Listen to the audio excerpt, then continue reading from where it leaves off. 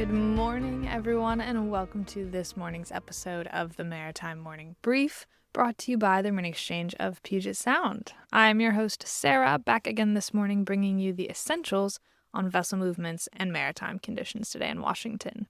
It is Thursday, December 4th, 2025, and today we are anticipating the arrival of 7 vessels. This is expected to include 4 container ships, 1 tanker, 1 ro-ro, and 1 vehicle carrier, and then as of now, we are not expecting the departure of any vessels, but of course, ship schedules are dynamic and subject to change, therefore that is subject to change. So for more details and the most up-to-date information throughout the day, make sure to log into our AIS feed, check out the daily paper, or call into the Operations Center. For today's tides in Seattle, we will have high tides at 04:57 and 14:49, with low tides at 09:57 and 22:11. For the weather, we're expecting a high of 50 degrees and a low of 40 degrees. Thank goodness for those extra few degrees. Today, it's been very cold for me personally. I don't know about you. And the wind should be 5 to 7 knots throughout the day, with rain mainly after 10 a.m.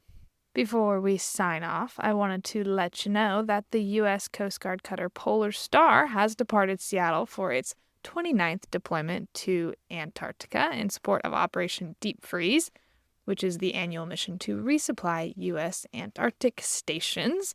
I'm sure many of you saw it while it was back in Seattle for a bit, sitting down at the base. The Polar Star does remain the nation's only operational heavy icebreaker, as mentioned, capable of breaking a channel to McMurdo Station. And despite being almost 50 years old, Polar Star is still the world's most powerful non-nuclear icebreaker, delivering up to 75,000 horsepower. If you want to read more about that upcoming mission or its time in Seattle, feel free to head over to any of our social medias where I share the full press release from the U.S. Coast Guard. With that, I'm going to sign off for today's Maritime Morning Brief. If you enjoyed today's report, don't forget to subscribe and share. But of course, most importantly, I look forward to seeing you all again bright and early tomorrow morning.